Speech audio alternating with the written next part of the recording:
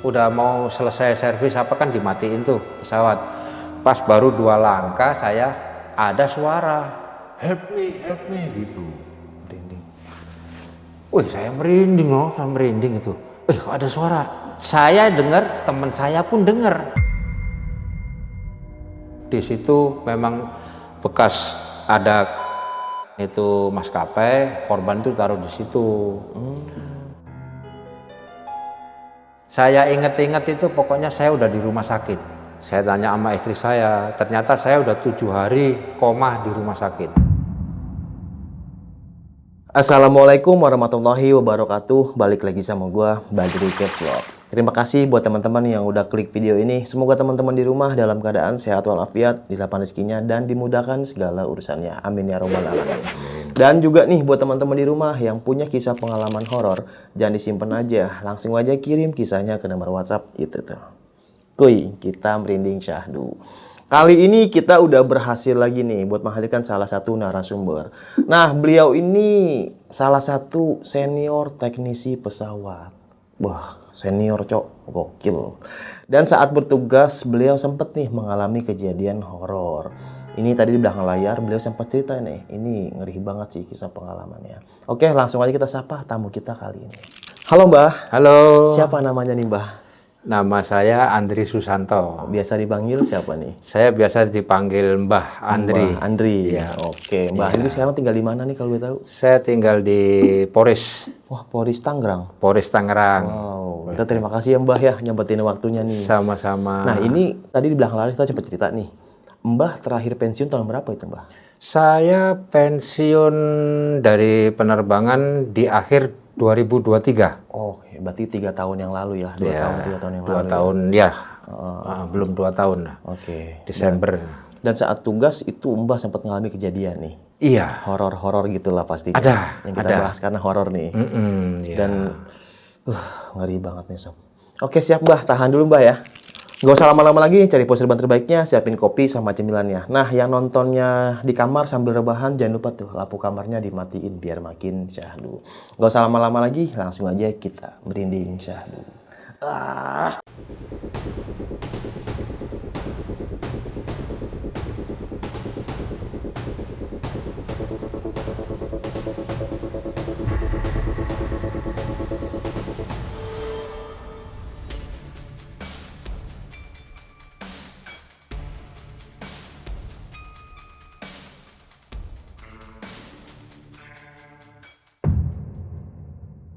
Gimana nih Mbah Andri, kisah pengalamannya nih Mbah?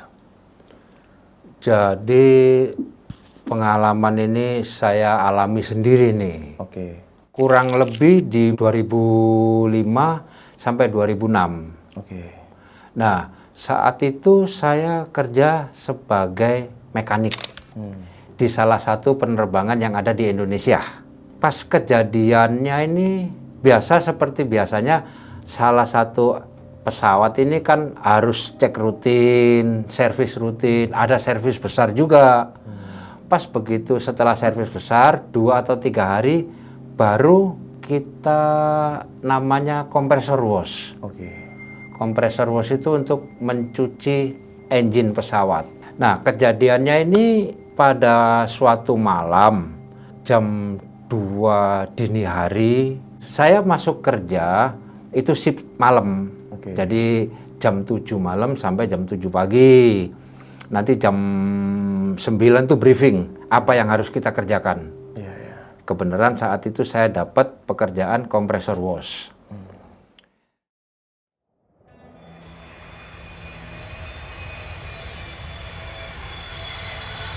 Pesawat landing sekitar jam 11.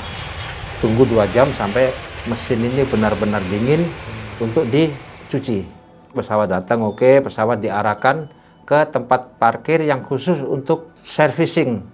Seperti itu. Iya, iya. Kalau nggak salah saat itu sekitar jam 12-an lah pesawat ditarik. Pada hari itu hari Kamis saya dibawa dan 1 orang untuk nyalain engine di atas 1 orang. Berarti itu waktu itu ada berapa orang yang Ada 2 servis? orang. Oh, berdua. 2 orang saat itu. Iya, iya. Karena saat itu memang untuk pekerjaannya cuman itu aja, nggak ada pekerjaan lain gitu. Setelah sekitar jam 02.30 lah, mulailah itu satu orang naik ke atas dan saya harus memastikan di bawah ini clear. Nggak ada orang, nggak ada apa, supaya nggak kena semburan itu pesawat. Saya pakai headset saya bilang sama yang di atas, cek, ground check cockpit gitu kan.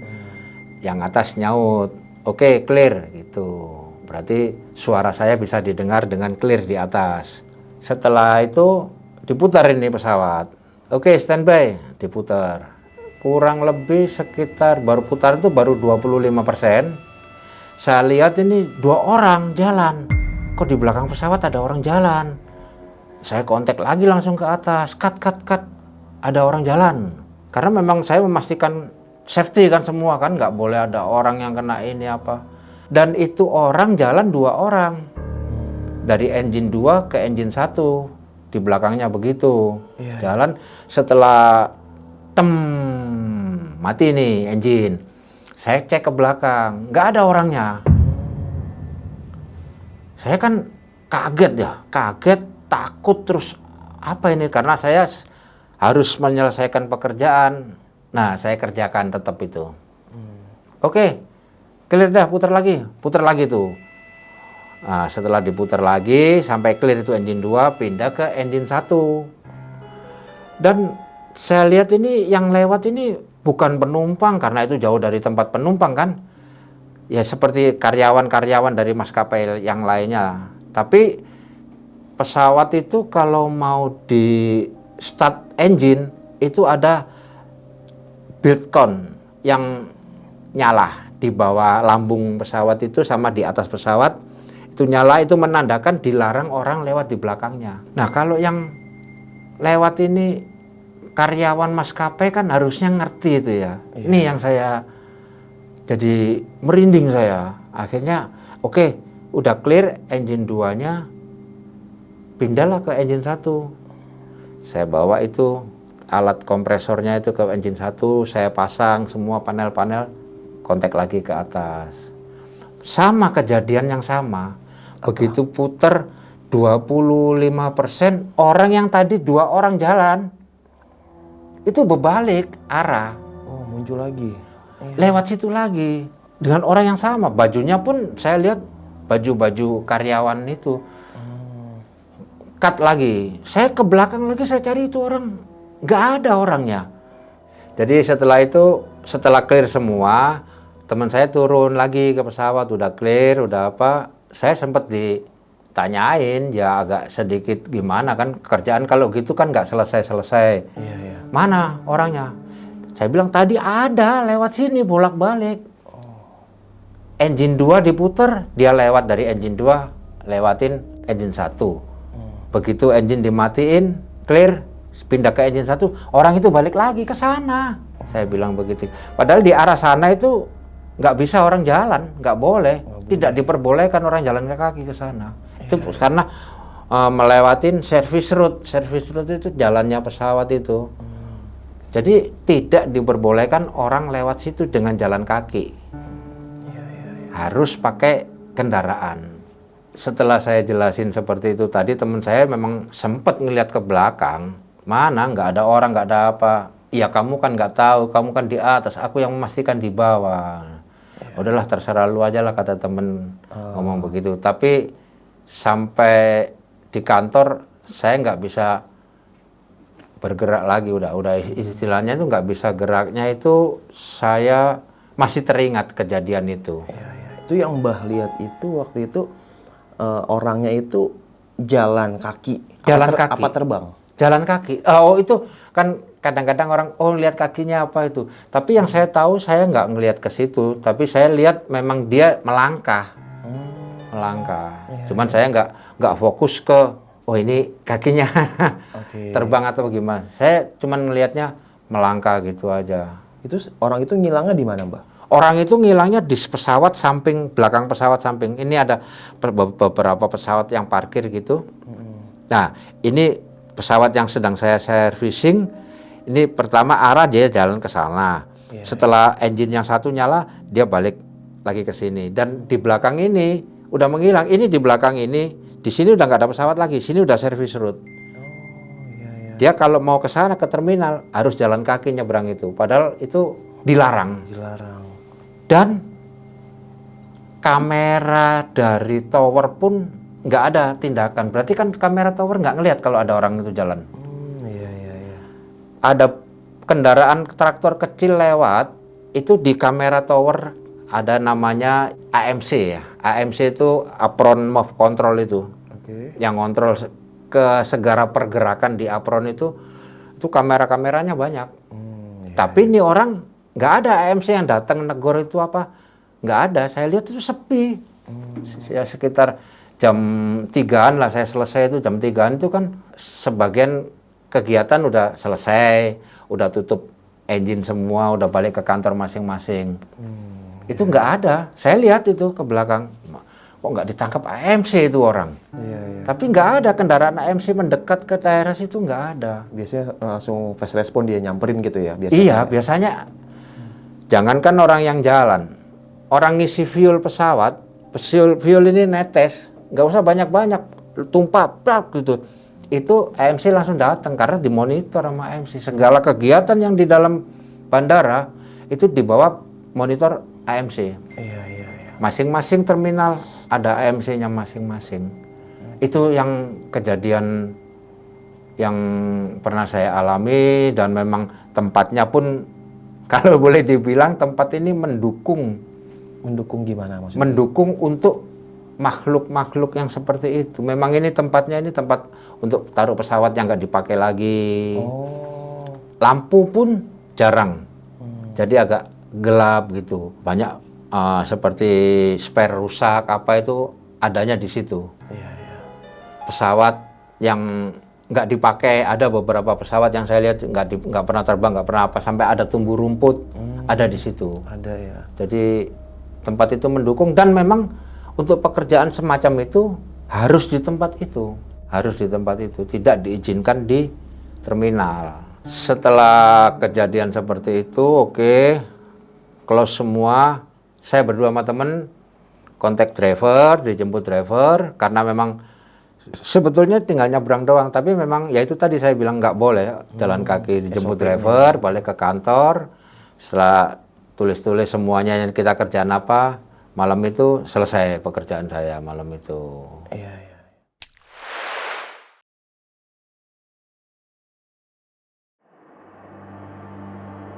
Setelah ada kejadian itu beberapa bulan gitu, kejadiannya malam juga itu.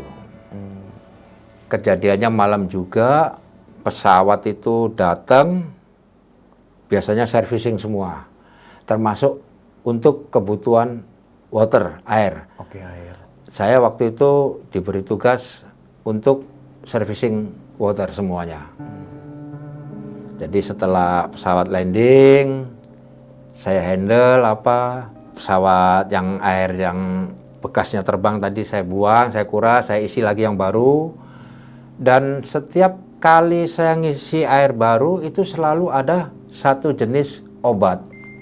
Obat apa tuh, Mbah? Obat untuk dimasukkan ke dalam lavatory. Namanya lavatory kan ya, kalau di pesawat kan lavatory.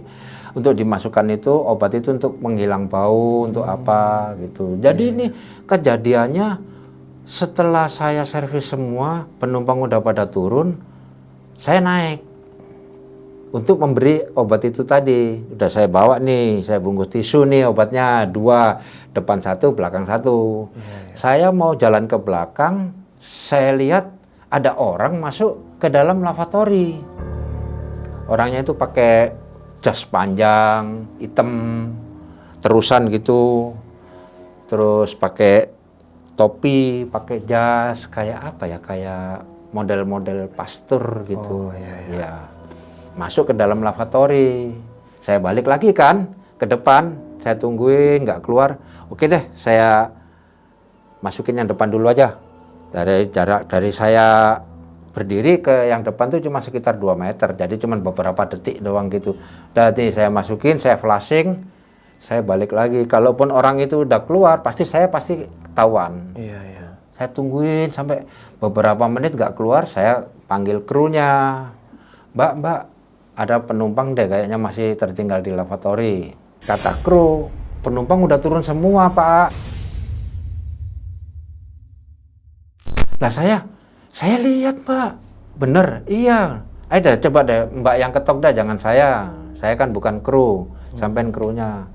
Saya berdua jalan nih sama kru ke belakang. Ketok, permisi. Sekali, sampai 2 kali. Nggak ada jawaban, dibuka lah sama mbaknya. Begitu dibuka, kosong itu. Nggak ada orang. Nggak ada orang sama sekali. Oh. Saya bilang, Mbak, saya lihat betul ini, Mbak. Sambil ngomong gitu itu saya udah pada ketakutan. Iya. Akhirnya si mbaknya saya tinggal. Mbaknya ikut lari juga. Bener, iya. Sampai kapten di bawah nanya, ada apa, Pak? Tadi saya mau masukin sanipek, Pak, tapi ada orang di dalam. Orangnya tuh pakai, ya itu tadi, seragam itu. Iya, iya. Itu cerita yang orang masuk ke dalam toilet itu sampai beberapa bulan gitu. Ada temen yang katanya ngelihat juga seperti itu, tapi di pesawat yang berbeda. Iya, iya, iya. Kan pesawat banyak kan sewa yang ada di Indonesia ini. Waktu itu sewa dari sekitar Amerika Selatan lah pesawatnya gitu.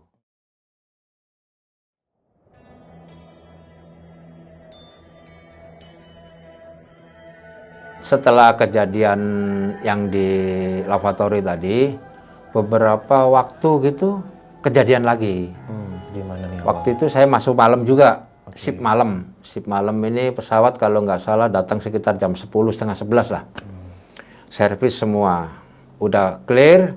Ini mekanik udah pada mau balik ke kantor untuk bikin laporan apa yang dikerjakan. Anak dari cleaning service turun.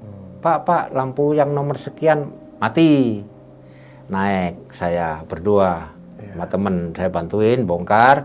Begitu dipasang, ganti bohlamnya itu, neonnya diganti, dipasang, nyala. Dites, oke, nyala. Kita tinggal itu belum sampai ke pintu yang depan, mati lagi. Naik lagi, balik lagi saya berdua. Wah, kok mati lagi sih? Kurang rapet kali. Saya tes itu udah rapet, udah prosedur, udah pas itu udah masangnya. Masih nggak mau nyala, ganti. Oke. Nyalain lagi. Begitu dinyalain, nyala, ditinggal. Mau dimatiin, kalau udah mau selesai servis apa kan dimatiin tuh pesawat. Pas baru 2 langkah saya ada suara. Help me gitu. Merinding. Wih, saya merinding itu. Saya cerita, kok ada suara? Saya dengar, teman saya pun dengar. Itu pesawat udah hampir 2 jam berhenti, penumpang udah habis, udah apa. Udah tinggal closingnya aja ini. Itu suara help me-nya cewek atau cowok? Suara help me-nya ini suara cowok. Sepertinya bukan suara orang dewasa. Suara anak-anak ya sekitar umur 9, 10, 11 tahun gitu udah. Iya, iya. Lari saya lari ke depan, saya tengok ke belakang, nggak ada apa-apa, lampu tetap nyala. Saya matiin, teman saya mau turun, saya pegang, tar dulu, kita tes lagi, saya nyalain lagi, nyala. Alhamdulillah, saya matiin, saya tutup, lari saya langsung masuk kantor. Langsung masuk kantor dan ada pesawat itu kan ada registrasinya. Jadi saya laporan nama supervisor Incas waktu itu bahwa lampu ini diganti, udah, tapi 3 biji, saya bilang begitu. 3 biji. 3 biji baru oke. Saya bilang begitu. 3 biji baru oke, Cip. Saya panggil Cip kan. Tapi kondisinya gimana? Kondisinya oke. Tanpa saya ceritain kejadian yang suara tadi, karena saya takut nantinya yang lain-lainnya pada nggak mau handle itu pesawat gitu. Itu Waktu itu pesawat yang Bapak benerin itu pesawat lokal atau sering keluar negeri, Pak? pesawat lokal. Oh, lokal. Dia nggak ada rutenya ke luar negeri waktu itu. Pada saat itu dia pesawat lokal.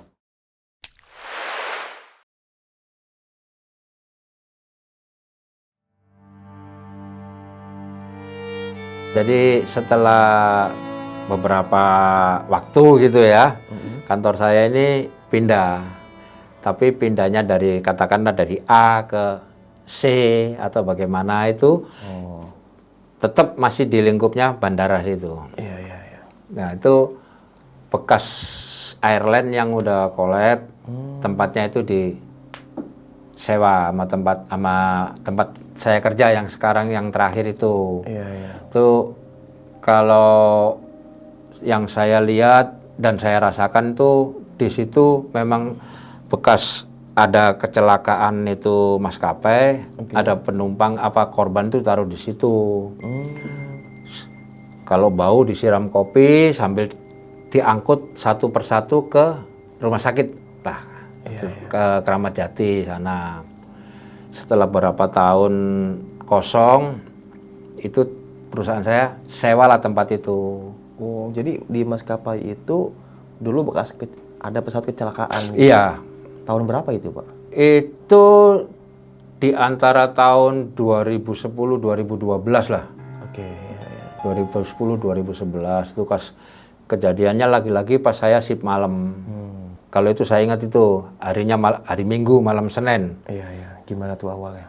Saya merasakan ini kok sekitar jam 1-an lah gitu, merasakan bau yang kurang sedap sampai saya bulu kuduk pada berdiri. Saya melangkah ke toilet. Saya melangkah ke toilet ini saya lihat ada salah satu teman saya masuk ke toilet. Saya tungguin sampai lama kok nggak keluar-keluar. Akhirnya saya ketok. Saya masih ingat itu orang Makassar namanya Rum Royan. Saya ketok, Rum, lu tidur lu di dalam. Saya bilang begitu. Nggak ada jawaban. Saya dorong pintunya nggak dikunci ternyata. Dah, orang itu kemana orang itu? Saya balik itu. Nggak jadi saya buang air. Balik saya ke kantor. Nggak jadi buang air. Saya balik ke kantor, saya lihat Cik Rum lagi di depan komputer. Kan saya tegur, Rum, lu udah balik sini aja, lu kapan baliknya? Lu balik kemana? Aku dari tadi di sini di komputer. Aku lihat kamu masuk kamar kecil. Aku dari sini tuh masih kering semua. Terus yang Sandi, akhirnya gak jadi itu saya ke situ, ke kamar mandi. Saya minta ke kamar mandi terminal, saya buang air di sana. Karena apa? Dari awal saya melangkah ke kamar mandi itu udah baunya itu udah bau nggak enak, bau apa ya, bau nggak enak sekali, lebih dari sampah baunya itu. Dari saya mau masuk itu kejadian itu semua saya alami di bandara yang tempat saya kerja. Sampai saya setengah sadar, saya ngelihat seperti mimpi ini, lihat itu pesawat itu dari terminal B mau masuk ke terminal A. Itu jalan yang dilalui itu dalam penglihatan saya itu makam itu. Itu saya antara sadar dan tidur itu, antara apa ya, kayak mimpi tapi kok Nyata gitu. Iya, nyata itu. Jadi pas setelah bangun saya keringat semua, padahal saya kalau di sana istirahat pun di tempat AC kan ya. Itu saya sampai keringatan semua itu. Jadi dalam tidur Mbah itu kayak pesawat lewat bawahnya makam. Iya, Penglihatan Mbah waktu itu. bukan terbang, bukan. Pesawat Lagi jalan ya. lagi jalan. Kalau pesawat habis terbang kan di runway ini, terus mau ke parkiran kan yang ikut namanya taxiway tadi yang saya bilang dilarang orang jalan kaki. Itu lewat situ. Nah, itu yang di bawahnya tempat lewatnya begini tuh makam itu.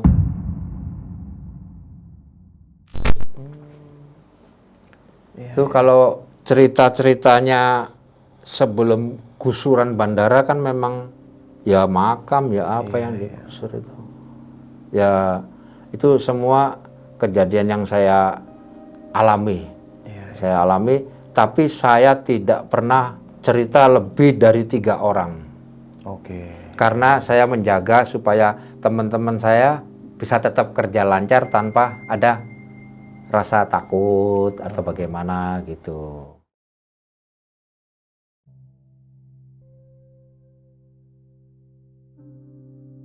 Pada suatu ketika juga saya pernah narik pesawat. Oke. Jadi ini pesawat trouble-nya agak lumayan, jadi harus masuk hanggar. Jam berapa itu nariknya? Itu sekitar jam 10, jam 11 malam lah kejadiannya. Karena memang kebanyakan pesawat yang untuk servicing itu malam. Saya bawa ini pesawat dari Terminal C, terus masuk ke hanggar. Nah, di situ di ujung runway yang mau masuk ke hanggar itu ada pos kosong satu. Itu nggak ada rumah, jauh dari mana. Begitu saya narik nih pesawat nih, pas belok begini, kucing itu 2 ekor lari, saya klakson ini, kucing ini tetap motong jalur saya dua-duanya. Ini padahal nggak ada rumah, nggak ada jauh dari rumah, jauh dari apa. Ini kucingnya hitam putih gitu, 2 motong begitu. Ya saya kan otomatis kurangin kecepatan kan. Nah, setelah kurangin kecepatan di atas pasti berasa pesawat cedek begitu. Wih, yang halus, jangan begitu kalau mau belok ngerem. Saya kontak, ini ada kucing lewat.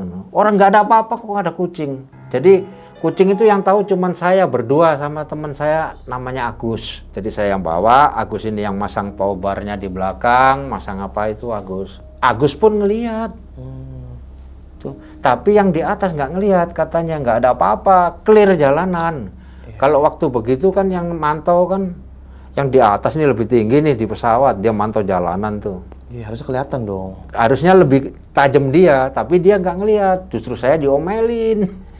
Yang halus bawahnya gitu. Masuk nih ke hanggar, saya jelasin dong. Tadi itu bukan saya nggak halus, tapi jalur saya, jalan saya ini dipotong sama 2 kucing. Saya bilang begitu. Mana ada di sini kucing? Memang mana ada, tapi kenyataannya memang ada. Di sini jauh dari rumah, jauh dari apa. Kucing kalau di sini mau ngapain? Ya kalau kamu nggak percaya tanya sama si Agus, saya bilang begitu. Tanya sama si Agus. Iya lu dibilangin orang nggak percaya lu, emang Simba bohong. Aku ngelihat dengan mata kepalaku sendiri. Jadi yang dikasih lihat itu cuma 2 orang yang di traktor itu, yang narik pesawat itu. Yang di atas ada 2 orang juga nggak ngelihat. Waktu itu kalau untuk masuk hanggar kan jauh itu, jadi harus 2 orang di atas, 2 orang di bawah. Yang Mbah lihat waktu itu kucingnya lari atau jalan? Lari. Oh, lari. Lari. Seumur-umur saya di bandara ngelihat kucing nyebrang baru itu. Seumur-umur di bandara. Kalau di gedung-gedungnya mungkin ada ya, mungkin ya. Tapi kalau di service route itu harus clear, nggak boleh ada binatang apapun, nggak boleh. Burung aja nggak boleh kok di bandara. Nah, ini apalagi kucing. Itu termasuk salah satu safety itu, nggak boleh itu ada itu. Itu kucing bener-bener lari, motong begini. Ya seperti biasa saya kalau naik kendaraan ada kucing kan paling tidak ngeremnya agak itu sama kejadiannya seperti itu. Refleks gitu yang refleks gitu. Yang di atas nggak ngelihat sama sekali tapi saya lihat.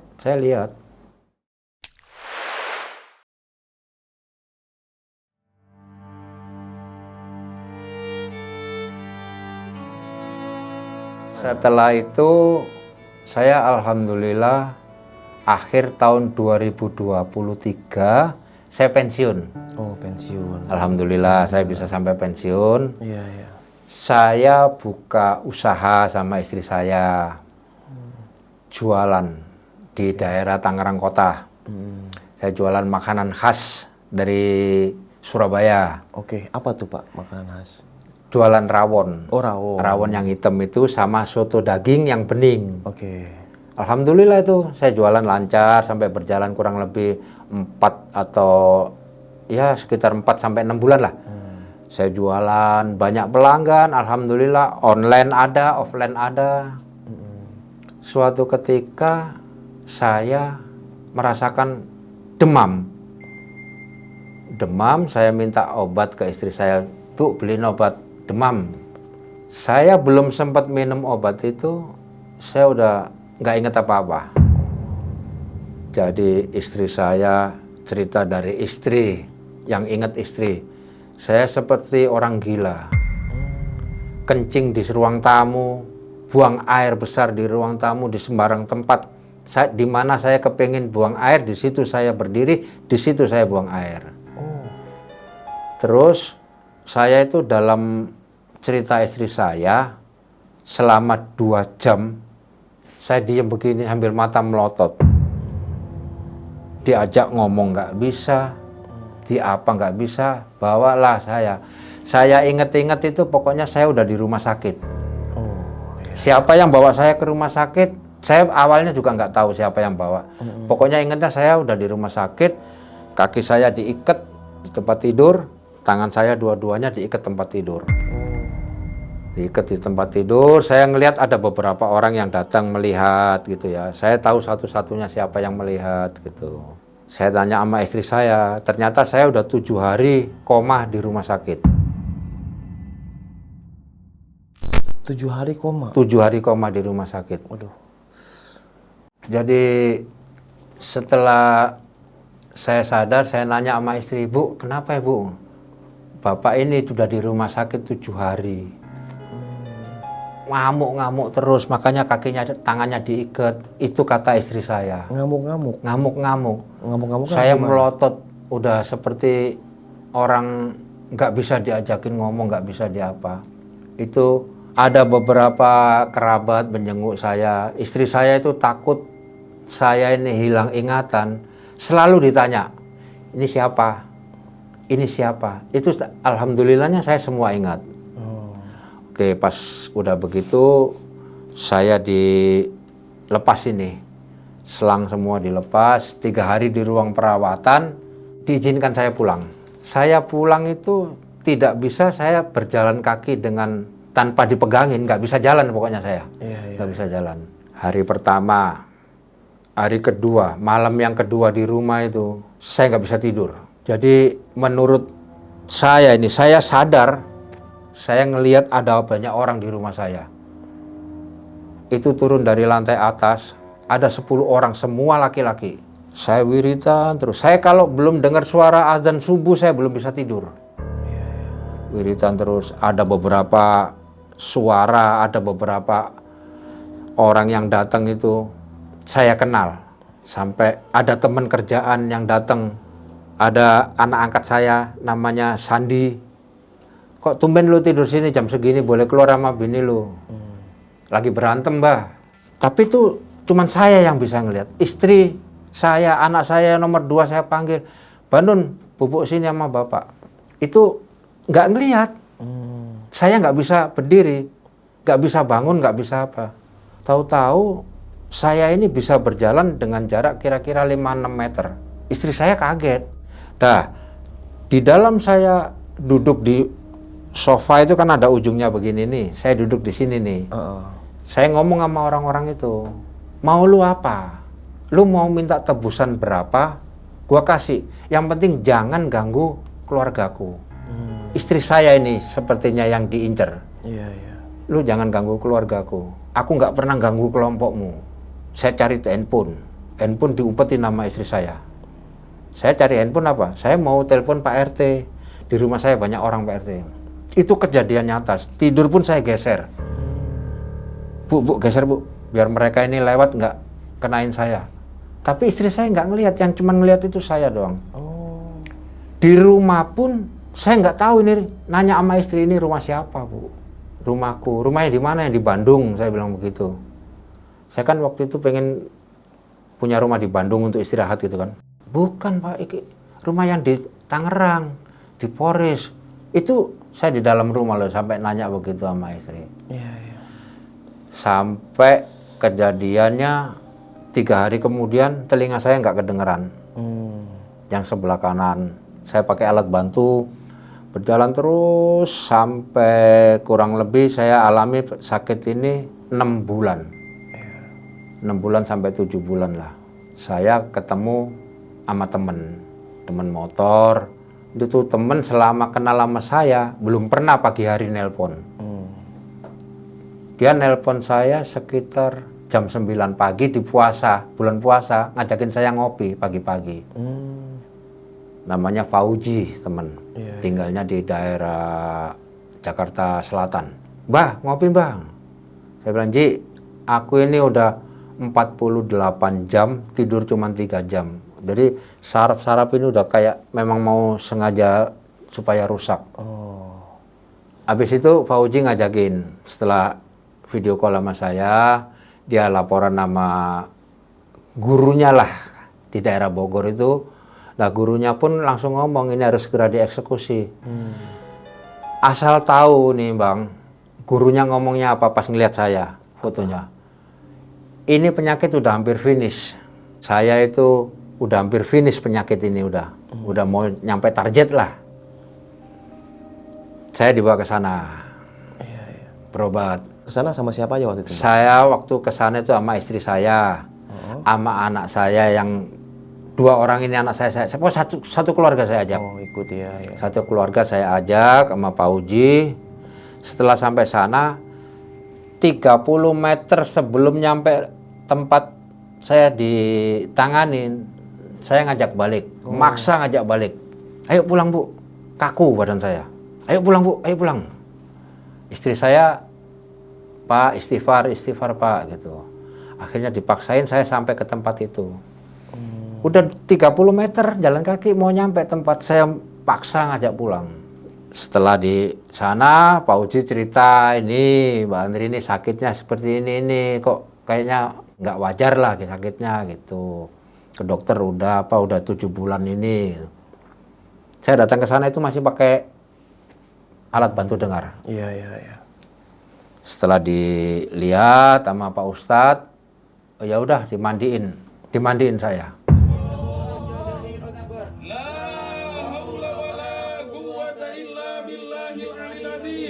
Yang jadi penyakit di badan Bapak Andri, dari ujung kaki sampai ujung kepala keluar.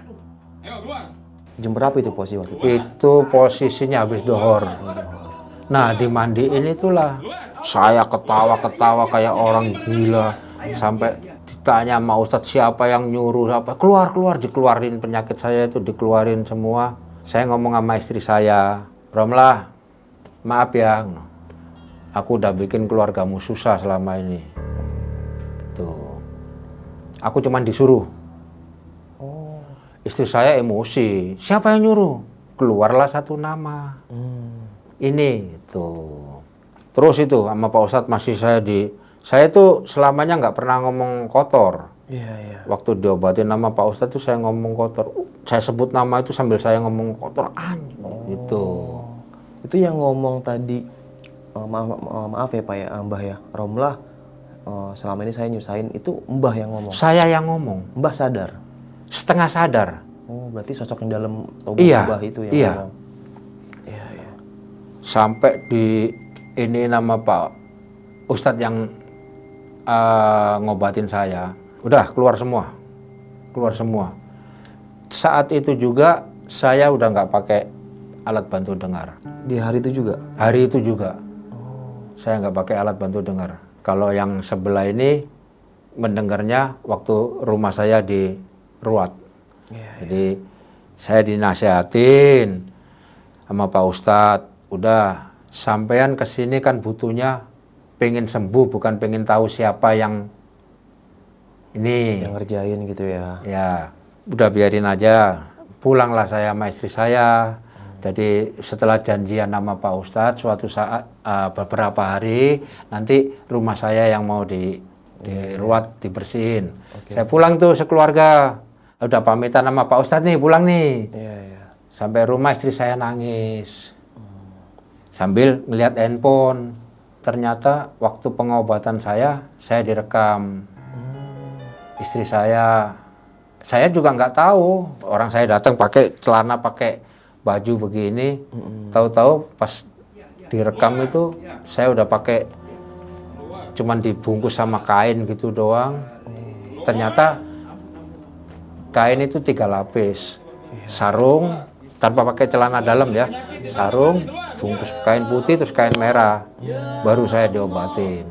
Disiram air. Oh, berarti istri Mbah sempat ngerekam waktu itu? Sempat ngerekam. Iya. Sempat ngerekam. Ada rekamannya juga, sempat ngerekam. Dan sampai sekarang saya nggak pernah pusing, nggak pernah tahu, nggak pengen balas dendam. Ingat, Iya. kalau saya balas dendam, termasuk saya golongan dolim juga.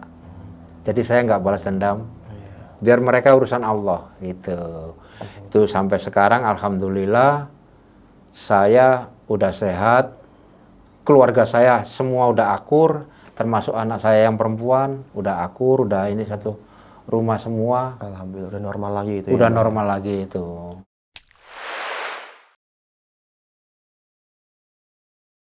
Beberapa hari kemudian Pak Ustadz datang ke rumah sambil bawa beberapa media lah. Saya juga kurang tahu. Yang saya tahu cuma ada daun kelor. Pak Ustadz datang sama muridnya 3 orang. Setelah ngobrol-ngobrol, muridnya suruh ngeliat dulu keliling rumah. Jam berapa itu Mbah waktu itu? Itu sekitar jam 8 malam. Oh malam, oke. Jam 8 malam. Setelah ngeliat ke atas, muridnya ngobrol sama Pak Ustadz, dicarilah tempat di atas.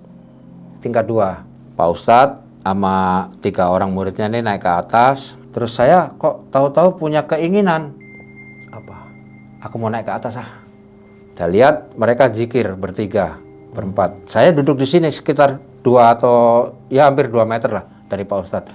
Saya duduk kan bengong. Saya ikut-ikutan zikir. Ini kejadian ini tanpa saya sadari.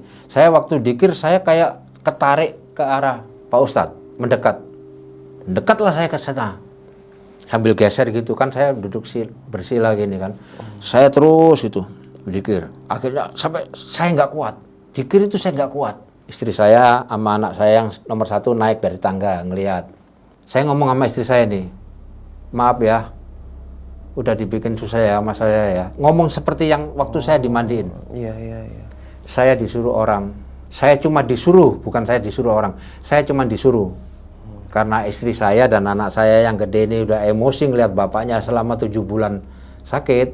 Secara serentak mereka, siapa yang nyuruh? Keluarlah satu nama. Seperti nama yang waktu saya di ruat pertama kali. Dengan nama yang sama? Sama. Tak terusin lagi Bu ya. Wiridnya aku. Iya. Saya nggak bisa ngomong, saya bisa wirid, bisa apa, semua ngaji saya bisa. Satu yang saya nggak bisa. Apa? Ngomong bismillah. Bismillah. Ternyata di dalam saya itu, yang itu tadi belum keluar. Jadi, Pak, kalau menurut ceritanya memang iblis itu kan memang nggak bisa ngomong bismillah. Itu yang di dalam diri saya. Oh belum keluar tuh sosok Belum iblis keluar. itu.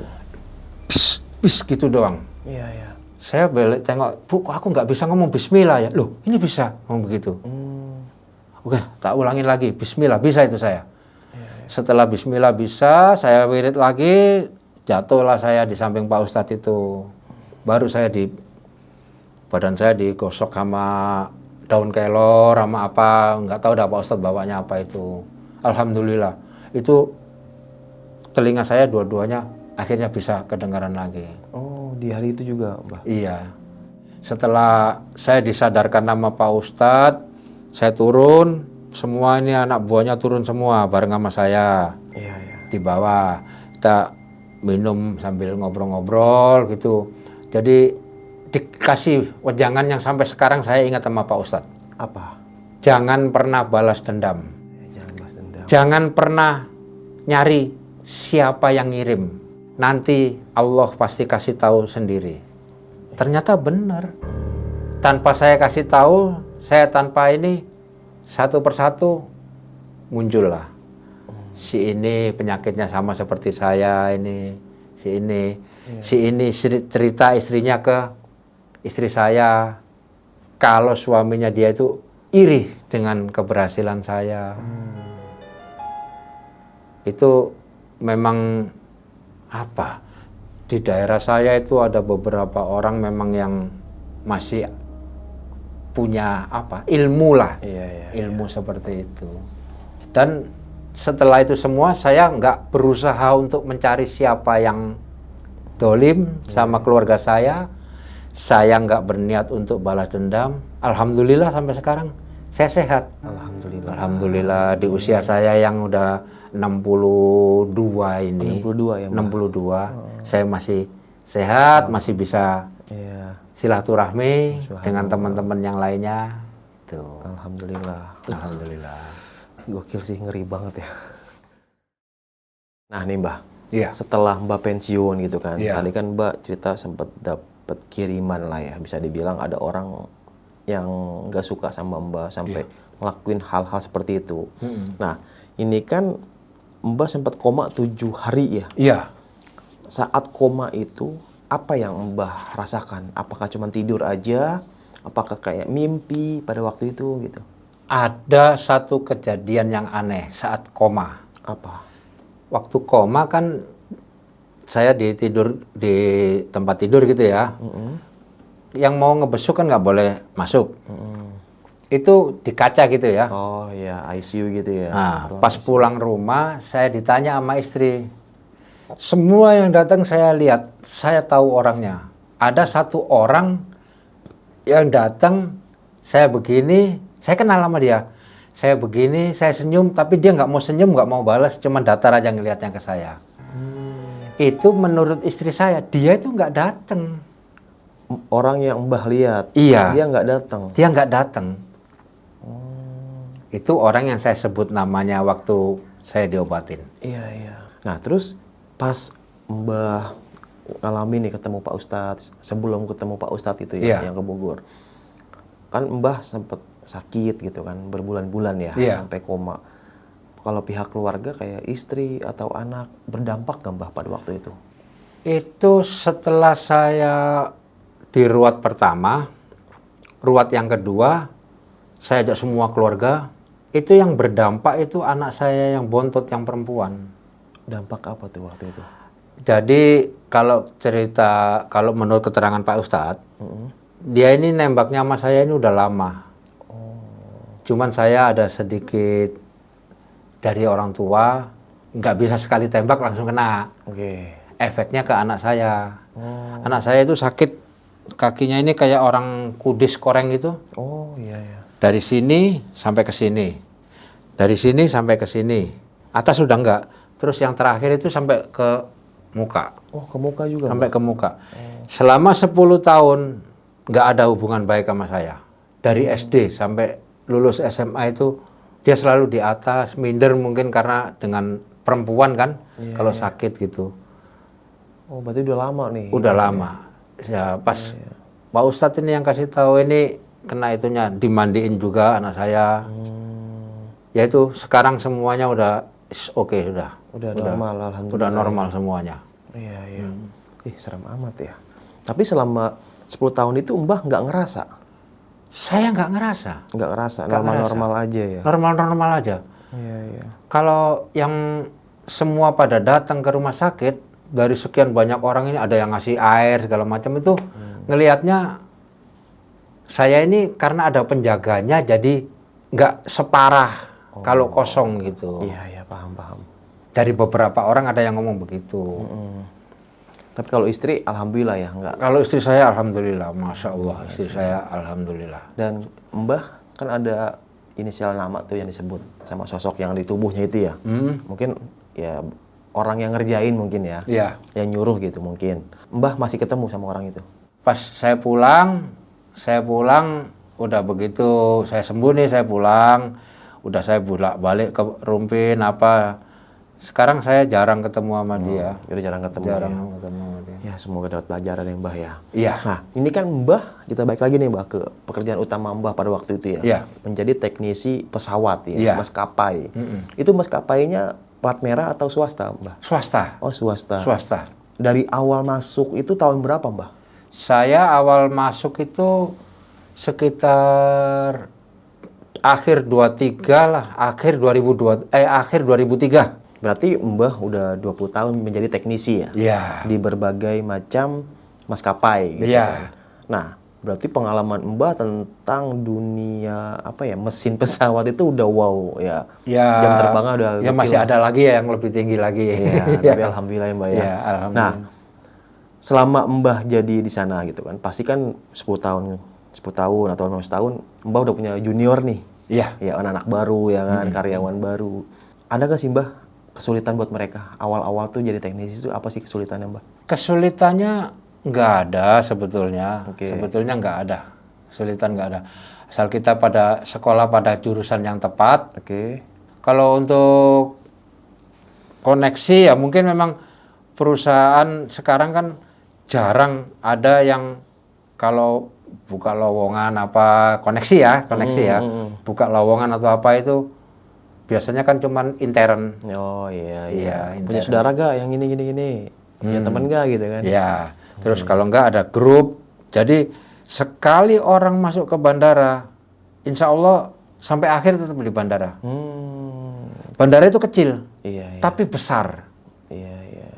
Koneksinya besar ya. Jadi sekali orang masuk bandara, dia punya kontaknya sana, kontak sini, terus hubungan di kalangan sama karyawan yang PT yang lain baik apa itu saya rasa udah bagus gitu. Nggak bakal keluar lagi. Nggak ada orang yang keluar dari bandara terus kerja apa jarang nggak gitu ada, ya, Mbah ya. jarang. Nah, selama Mbah jadi teknisi gitu ya, Mbah pribadi nih, kerusakan pesawat apa yang paling susah menurut Mbah? Kayak, pesawat ini pakai ini lagi yang rusak, ribet nih gitu. Memang kadang-kadang ada salah satu registrasi pesawat ya yang rusaknya ini dia kok rusaknya parah-parah terus itu memang kadang-kadang ada. Emang kadang-kadang ada. Ada kadang-kadang karakter pesawat. Seringnya apa tuh rusaknya, Mbah? Ya kadang-kadang starternya jebol, starternya ini kadang-kadang nambah oli terus ini apanya ini itu. Iya. Setiap kali landing kita kan mesti cek oli itu. Nah, kok ini pesawat ini kalau yang udah tahu dia dari kantor mau handle udah siap bawa oli. Oh, berarti berkurang mutu oli di pesawat itu. Iya, buat oli starternya itu satu kurang. Sebetulnya pesawat servisnya nggak susah-susah amat sih. Sama kayak mobil motor kali kalau udah Iya, kalau mobil motor kita cari. Tapi kalau pesawat kan enak. Apa? Rusaknya apa ini? Ininya ganti ininya, kita tinggal ngelihat filenya aja. Oh ini nomor berapa, part nomor berapa, kita cari partnya. Udah ketemu partnya, cara gantinya ini. Oh, udah tinggal kita eksekusi gitu. Gitu ya, Mbah ya. Iya, nggak susah. Nggak susah ya. Nggak. Terus kalau teman Mbah sendiri nih, pernah gak pada waktu itu Mbah berbagi sharing lah, mungkin lagi nongkrong nih, lagi ngopi, tiba-tiba dia ngomong gini, Mbah tadi semalam saya ngeliat pocong atau apa? Pernah gak ada yang cerita kayak gitu? Kalau seperti itu nggak pernah ada cerita itu, nggak pernah ada cerita. Entah pramugari kah, entah pilot kah gitu? Enggak ada ya. Kalau pramugari sama pilot paling ketemunya ya say hello aja. Dia turun kita udah dibawa kan, nangkep pesawat gitu. Jadi pas 15 menit atau sampai 30 menit sebelum pesawat itu landing, kita udah standby di parkir yang di mana nih parkirnya yang udah ditetapkan gitu kan. Nah, kita tunggu di situ. Kita tunggu di situ. Paling saya hello berarti ya, enggak? Iya, pas deket-deket begitu. banget ya. Begitu pesawat datang, penumpang turun semua habis, kapten sama kru turun, nah kita baru mendekat. Mana Cap? Pesawatnya? Kalau oke ya kaptennya oke. Pesawat. Oh, udah itu enteng berarti kerjaan kita malam ini nggak banyak-banyak gitu. Berarti lebih dominan kerjanya malam ya, Mbah? Kalau untuk servicing malam. Oh, malam, enggak siang? Iya, siang kan buat narik duit. Oh, gitu. Jadi nggak boleh servicing siang. Oh, iya. Kalau bisa diusahakan jangan servicing siang. Oh, malam pas jam Malam. istirahat ya. Tuh kan pesawat istirahat di servis malamnya Pas gitu. begitu landing, jam berapa ini? Jam 9 malam landing. Ya, nunggu kira-kira 30 menit, 1 jam. Iya. Mesin udah dingin. Kita di kantor dulu kan kita bisa ngelihat itu logbooknya yang dari pesawat itu. Apa ini yang perlu diininyain, apa yang perlu dikerjain. Oke, berarti udah ada ini Udah ada datanya ininya. ya. Setiap kali terbang itu kapten nyatet di sini. Iya. Wah, ini sih. kurang ininya agak ini error apa gitu. Nanti setelah turun kaptennya kalau ketemu langsung ya kita langsung kaptennya ngobrol. Oh, ininya tadi. Nah, kalau nggak ketemu kan udah ada catatannya di atas. Tinggal mekaniknya naik, dibaca. Oh, kerjain ininya gitu. Oke. Nggak. Teknisi pesawat ya jarang gitu kan, karena kalau teknisi mesin mobil mah udah banyak, Mbah. Mungkin udah ribuan Ya, orang. mobil pun sekarang banyak yang pakai komputer kan. Iya, Kerusakannya apa dicari di komputer Iya, udah. dicek semua ya. Iya. Teknologi itu ya. Nah, terus pernah gak nih, Mbah? Mbah memperbaiki kerusakan, misalkan nih mesinnya itu kena burung kah, atau kena layangan kah, atau emang rusak sendiri kah? Pernah gak, Mbah? Kebanyakan ya kalau kena burung di engine itu yang saya alamin ya, belum pernah kerusakan fatal di engine karena burung. Oke. Yang pernah saya lakukan itu ganti nusnya. Nus itu yang paling depan nih, ujung pesawat yang paling depan. Oh, yang moncong gini ya? Ya, moncong itu di situ itu disimpan radarnya di situ. Di dalam itu ganti itu pernah karena tabrak burung. Oh, nabrak burung. Nabrak burung. Iya, iya. Makanya di wilayah sekitaran bandara di mana aja dilarang orang burung ini, malah di negara-negara luar itu disiapin anjing buat ngusir burung. Oh, gitu. Iya. Iya, iya, iya. Satu burung kalau di Indonesia layang-layang. Layangan ya, ya. Layang-layang itu ada berapa radius dari wilayah bandara itu yang tidak diperbolehkan. Itu termasuk ganggu keamanan juga. Pesawat itu kan, Bah, dia terbangnya kebanyakan maskapai. Misalnya, contoh nih, pesawat ini satu pesawat, satu unit pesawat. Dia sehari itu terbangnya berapa kali, Mbah? Biasanya yang Mbah tahu. Ya sekitar 3-4 lah paling banyak. Kadang-kadang kan kalau dari Jakarta nih taruh ke Denpasar, Iya. pulang balik itu pasti 5 jam itu. Oke.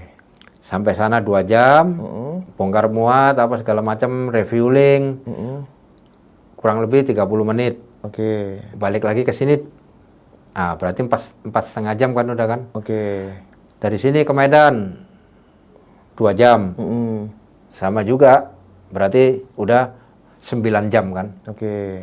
Kalau dia berangkat startnya pagi jam 7, ya ditambah 9 jam aja, jam 7 tambah 9 jam, jam 4 sore itu baru tektok, 2 tektok ya. Iya, iya.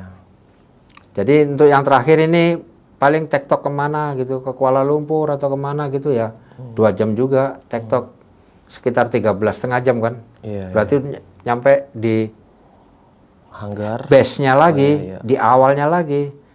Kalau berangkat jam 7, itu udah sekitar jam 9, jam 10 malam. Langsung masuk kandang tuh. Itu masuk kandang Besok biasanya. pagi terbang lagi tuh pesawat. Besok lagi terbang. Kalau nggak ada trouble dia terbang lagi. Iya. Oh. Kalau ada trouble ya dikerjakan malam itu. Kalau nggak kelar? Nggak kelar, ya kita biasanya cari ada pesawat yang standby nggak. Oh iya, nggak dipaksain lah intinya ya. Nggak. Kalau nggak ada yang standby, Hah? delay. Oh delay. Delay. Oh jadi gitu ya, karena sering delay itu kali ya. Iya. Salah satunya ya. Kalau pesawatnya pas-pasan nih, umpamanya pas-pasan, nggak ada yang Selain standby, cuaca. delay penumpangnya. Iya iya. Tapi kalau ada yang standby, dipakailah yang standby itu buat gantiin yang masih di maintenance ini. Iya. Ketika delay dapat pengumuman tuh. Delay 2 jam 3 jam dikasih roti sama air. Penumpang pada marah-marah tuh di story-nya. Jadi lebih baik delay loh daripada nggak terbang. Iya betul. Iya. Pesawat itu pedoman itu. Pedoman dari Departemen Perhubungan. Lebih baik delay daripada tidak terbang. Betul iya. Jadi kalau ada pekerjaan sehati-hati mungkin Iya. supaya tetap terbang meskipun delay. Daripada itu pesawat rusak tambah parah nanti, karena ada pesawat yang traktor nabrak engine-nya pesawat itu ada. Saat kerja itu nggak delay tapi nggak terbang. Iya. Nggak cuman delay tapi nggak terbang. Nggak terbang, gagal terbang ya. Iya. Gokil. Semoga maskapai Indonesia semakin jaya gitu. ya. Amin. Semakin berkembang dan bisa membuka lowongan pekerjaan yang bagus buat kita semua. Ya, ingat kan kata Wakil Presiden dan Presiden waktu itu 19 lapangan pekerjaan. Bisa gak ya? Nah, nih Mbak, tadi kan Mbak bilang ada beberapa pesawat di markas apa? Tempat Mbak tadi apa? Hanggar ya? Iya. Tempat servis itu yang pesawatnya nggak kepake gitu kan? Oh, kalau yang pesawat nggak kepake itu bukan di hanggar, biasanya di namanya? remote. Oh, di remote. Iya. Oke. Dulu ya. Iya. Tapi sekarang sepertinya nggak ada udah. Oh, udah nggak ada. Udah nggak ada. Nah, terus dulu itu diapain tuh pesawatnya, Mbah? Entah dihancurin kah, entah diapain, Mbah, pada waktu itu? Saya pernah lihat itu ada yang satu pesawat dipotong jadi beberapa bagian gitu.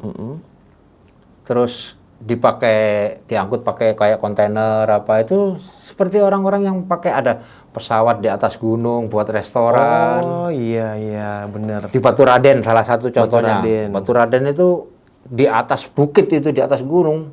Kan dataran tinggi tuh Baturaden. Tapi ada pesawat parkir di sana.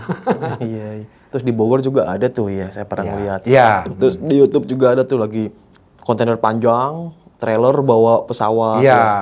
Bodinya gitu, Bodinya. badannya ya. Badannya ya. Itu dalamnya udah dikeluarin semua, seat-seatnya udah dicopotin semua. Iya. Masuk kabel-kabel apa itu udah Berarti itu pesawat nggak di apa ya, nggak dihancurin gitu. ya nggak dihancurin ya, dimanfaatin. Sepertinya saya belum pernah dengar itu pesawat dihancurin. Ya, dimanfaatin lah intinya ya. Iya, dimanfaatin. Asal jangan dioplos aja. Ngeri, bahaya cok, karena kalau udah nyungsep ya udah nyungsep, ngeri. Kan kalau bis mah kan masih ya mohon maaf gitu, kalau bis kendaraan yang lain atau mobil elf atau yang lain kan jurut, kan kalau pesawat kan jurut, dat. Ngeri. Jadi ya kalau pesawat itu harus benar-benar zero trouble baru boleh jalan. Mobil banmu halus belakang, biarin teman deket ini. Tapi kalau nggak ada toleransi. ada limitnya. Pesawat itu semua kendaraan kalau sistemnya seperti pesawat aman. Pesawat itu ada 100 jam, servis 100 jam. Ada servis harian. Ada servis mingguan. Oke. Weekly namanya. Ada yang monthly, ada yang 100 jam, ada yang 300 jam. Dalam servis nih 100 jam nih, yang diganti apa ini? Ini yang ini. Ecek nih, ini. Filter ini. Copot. Wah, masih bagus ini, pasang lagi, nggak boleh. Oke. Copot, ganti. Pokoknya dia ngitung jam. Iya. Jam terbang. Contohnya aki ini Iya. 1000 jam terbang udah Iya. harus diganti. Harus ganti. Oke, siap. Oke, mungkin cukup sekian nih sob, kisah pengalaman yang sama Mbah ini. Bisa kita ambil segi positifnya, buang jauh-jauh negatifnya. Wah, keren sih di umur Mbah yang udah 62 tahun, speaking publiknya masih keren dan bisa berbagi pengalaman buat kita semua. Dan banyak pelajaran nih yang saya dapetin juga tentang dunia penerbangan lah, terutama di teknisinya. Ternyata ya kalau kata teknisinya ya nggak susah-susah banget ya, karena di bidangnya gitu kan. Kalau nggak ahli ya nggak bakalan kerja di situ. So, gimana, tertarik menjadi teknisi pesawat ataukah teknisi sepeda listrik? Oke, sampai jumpa di kisah selanjutnya. Wassalamualaikum warahmatullahi wabarakatuh. Mbah, makasih banyak Mbah ya. Sama-sama. Mau nanya nih Mbah, terakhir Mbah Andri. Iya. Bagusan mana? Boeing sama Airbus? Sama bagusnya. Dadah. Jadi aman. Buat kalian yang punya pengalaman horor, langsung aja chat ke nomor 0877 1671 5337.